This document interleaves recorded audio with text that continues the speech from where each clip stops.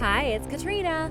From dragons so large they cause earthquakes to dragons with multiple heads that destroy you if given half the chance, here are 10 of the most famous dragons from around the world.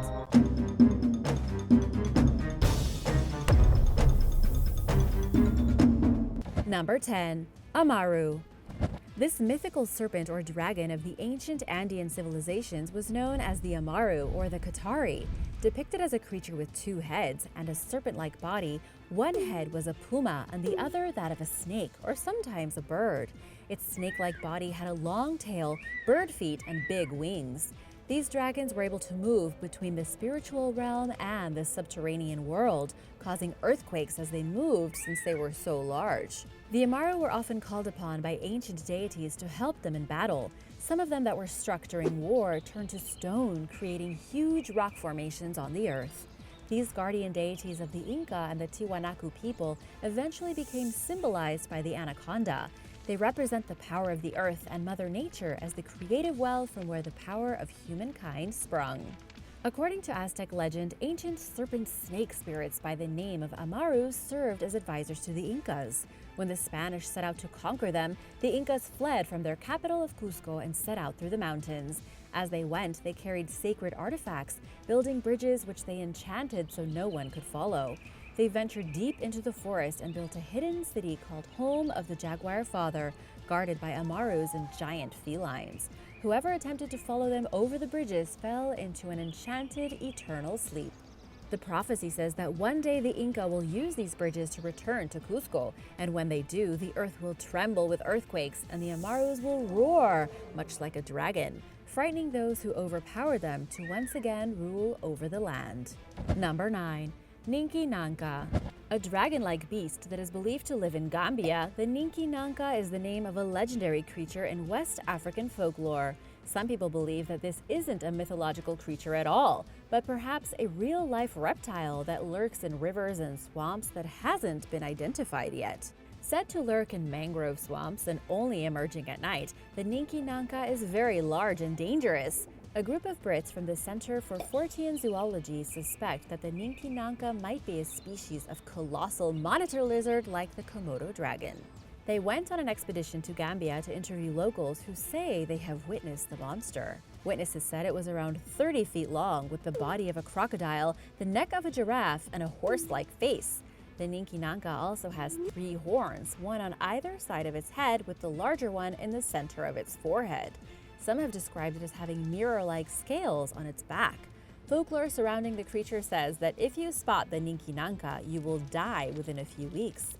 Whether real or not, the story of the Ninkianka has spread from tribe to tribe all over Africa. Number 8. The Wawel Dragon. Wawel Castle is located in Kraków, Poland. Built in the 13th and 14th centuries on a hill, the castle is one of the largest in Poland. For centuries, it was the main residence of the kings of Poland, but this is no ordinary castle. Back in time around the 7th century, when the city was a smaller and more humble place, locals heard strange noises and went to investigate. They discovered that an evil dragon lived in a lair on the side of Wawel Hill. The elders warned the young people to stay away, but a group of 5 doubting teenagers decided to go look for themselves. Of course. They found the entrance and wandered deeper and deeper into the cave. They heard something breathing and decided to continue. Something very large and covered in green scales started to move around. They had awoken Smock the dragon. It let out a bellowing roar and started chasing them. They managed to escape, but now it was too late. Hungry and demanding food from residents, the dragon would devour victims, and if they refused to feed it, and when it felt like it would go on a rampage, creating havoc, terrifying everyone in the village. The king at the time, King Krakus, announced that the person who could kill the dragon would be able to marry his daughter, Princess Wanda, and win the crown. A number of brave men turned up, but unfortunately none of them were able to kill the beast. As the dragon became stronger and killed every daredevil that took him on, people believed there was no hope of getting rid of it. Luckily, a poor shoemaker in the village came up with a trick to fill a sheepskin with hay and sulfur and slip it to the dragon. The creature eagerly ate the sheepskin, and it became very thirsty and ran to the local river. After drinking its fill, the creature exploded. To this day, the Vavel dragon statue stands on Vavel Hill next to the Vistula River. Standing 6 meters or 20 feet tall, it breathes real fire through the use of natural gas. A symbol of the city of Krakow today, the infamous Vavel dragon is a popular legend that continues to thrill visitors to Poland. And now for number 7. But first, it's shout-out time! I want to say a quick thank you to Raphael Lockhart and Madeline Galindo for their nice comments. Big shout out to you, and if you are new here, remember to subscribe and leave a comment. Number 7. Droog the Thunder Dragon. Droog is the thunder dragon from Tibetan and Bhutanese mythology. In Western mythology, dragons are fierce, treasure-hoarding creatures that steal princesses and knights fight to the death. But dragons in Oriental mythology tend to be less violent and are seen as symbols of fertility, wisdom, and power. Associated with clouds, air, thunder, and cold, they are said to speak when thunder roars. The kingdom of Bhutan is known as Droog Yul, which translates to Land of the Thunder Dragon. A mighty white dragon is featured on the flag of Bhutan, adopted by the Drukpa lineage, a branch of Tibetan Buddhism. Like the West, it is holding jewels, representing wealth and prosperity. When its founder began to build a monastery for the local people, there was a violent storm with roaring thunder. Believed to be the roar of the dragon, he saw it as an omen, and so he named the monastery Droog Ralung, adding Thunder Dragon to the name. Since then, the people adopted the dragon as its symbol, and the area, in what is now Bhutan, became known as the Land of Thunder. The leaders of Bhutan are known as the Thunder Dragon Kings, and when it rains and thunders, the dragon Droog calls out the name of their country. Number 6. Fafnir. In Norse mythology, a dwarf named Fafnir lived with his father, the dwarf king Hreidmar, and 2 brothers in a house made from gleaming gold and blinking gems. Hreidmar had received a vast amount of treasure from Odin, king of Asgard and ruler of the gods, as a compensation for the loss of one of his sons. While Odin did give the gold to Hreidmar, little did they know that it was cursed. Along with all of the treasure, Loki had included the cursed gold of Andvari, as well as the ring and Varanaut, both of which were doomed to bring about the death of whoever possessed them. Fafnir was known for his super strong right arm and his brave soul. However, he became obsessed with the treasure and came up with a plan to kill his father so he could enjoy the riches all to himself. He became evil and greedy and ventured into the forest where he turned into a dragon to protect his fortune. Of course, all that gold was too much temptation, even for others, including Fafnir's brother Regin. Regin becomes foster father to the hero Sigurd, a member of the royal family of Denmark and descendant of Odin. He begins provoking Sigurd and tries to use him to get to the gold. Regin makes him a sword made from the fragments of his father's sword that he had left to him, and Sigurd sets out to kill the dragon with the promise to bring back the dragon's heart. Sigurd dug a pit waiting for Fafnir to come. Soon he heard something that sounded like trampling feet and jingling chains. Out of the darkness, Fafnir came rushing toward him with bloodshot eyes, a gaping mouth, and flames coming from his nostrils. Fafnir's bat-like wings trailed on the ground behind him and his sharp claws dug into the dirt. But still, Sigurd was able to stab the dragon and gains the power of invulnerability and the language of birds. This is how he learns that his foster father is plotting to kill him. So he beheads him and roasts the dragon's heart, giving him the power of prophecy. Number 5. Tianlong. In Chinese mythology, there are different types of dragons that reign over different domains.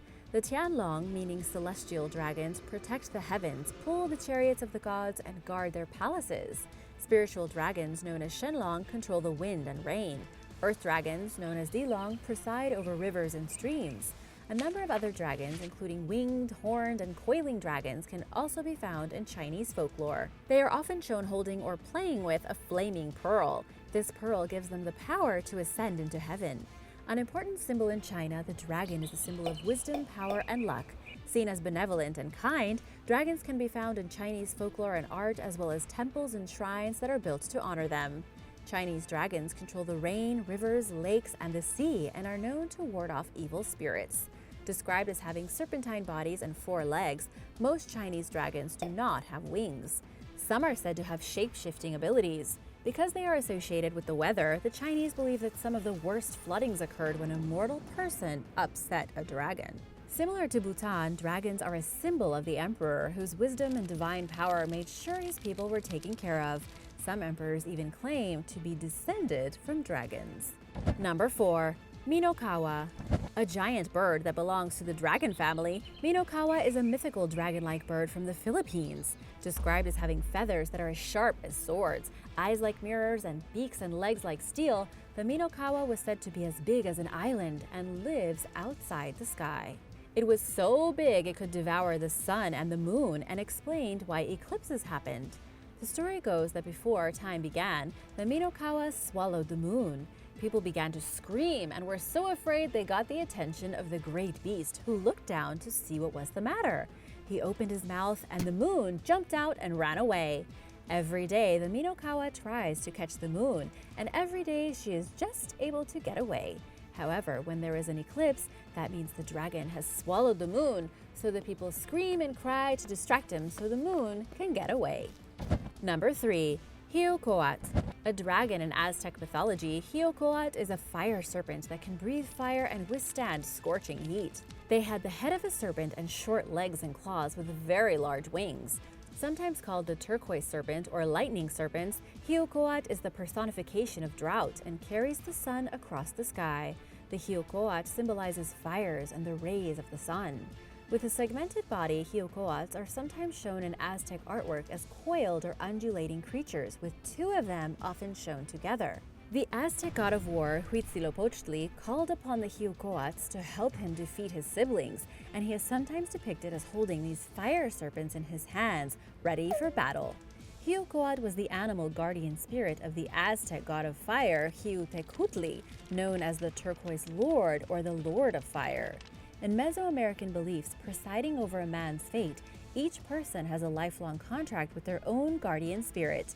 While some people are said to be able to transform into their guardian spirit, others believe that when it dies, the person does too. So these fire serpents, symbolizing the sun, time, fire, and hearth, are forever linked to the Aztec god. What animal would you like to be your guardian spirit? Let me know in the comments below. Number 2. Apep. A demon of the underworld in Egyptian mythology, Apep was a giant water snake and the enemy of the sun god, as well as a demon of darkness and chaos. First described in the Middle Kingdom, many myths and legends of the demon have been told. Known as the nemesis of the gods, Apep refused to grant any power over Egypt to Set, Isis, and Ra when they decided they should be given such power. Angered by this move, the gods rebelled against him, defeating him and throwing him into the underworld. Apep, furious at their actions, vowed revenge and made his way through the underworld to the place where Ra must go in order to put the sun into the sky. Every morning, Ra battles with Apep so the sun can rise. Unfortunately, because Apep is at the edge of the underworld, he comes back to life every time he is killed, meaning the fight with Ra continues every day. There are times when Apep is victorious over Ra. Whenever there is a solar eclipse, the Egyptians believe it is a time when Apep has been able to swallow Ra. Only after the gods traveling with Ra, most notably Seth, who rode as guardian in the front, attacked him with a spear and slew him, cutting Apep open and freeing Ra to end the eclipse. Because of this constant battle, Apep was never worshipped and was always put down by those whose devotion was to Ra. Also called Apophis, this demon of chaos represented all that was outside the ordered cosmos in ancient Egypt. Number 1. The Hydra. One of the most well-known creatures in Greek mythology is the Hydra, a water snake monster. Sporting many heads, Hydra was one of the offspring of Echidna, the mother of monsters, and Typhon, the most powerful of all monsters in Greek mythology. A type of sea snake or sea dragon, Hydra was a gigantic serpent who had many heads, anywhere from 8 to 50. Most commonly, the beast had 9 heads, 8 mortal and 1 immortal, each one of them said to be able to exhale poisonous gas. Even more terrifying is the fact that when one of the Hydra's heads was cut off, more would grow back at its place. The Hydra was raised by the goddess Hera for the sole purpose of destroying the hero Heracles. In one of the more infamous battles in Greek mythology, the second labor of Heracles, he arrived to Lake Lerna to kill the monster. Heracles managed to lure the Hydra from its hiding place. To his surprise, though, after cutting off one of the Hydra's heads, 2 more grew from the stump. Heracles then enlisted the help of his nephew, who came up with the idea of using fire to burn and cauterize the wound, preventing any new heads from growing back. Luckily, the plan worked, but Heracles still had one last test. Hydra's last head was immortal, but luckily the goddess Athena presented him with a golden sword and he was able to cut off the final head. But Hydra would not simply die unnoticed. Hera later turned the creature into a constellation of the same name. Now it is the largest constellation in the sky. Occupying over 1,300 square degrees in the night sky, Hydra belongs to the Hercules family of constellations. Even though Hydra had 9 heads, the celestial Hydra has 1 head, which we assume is the immortal one. Thanks for watching! Which dragon was your favorite? Let me know in the comments below. Be sure to subscribe if you haven't already, and I'll see you next time.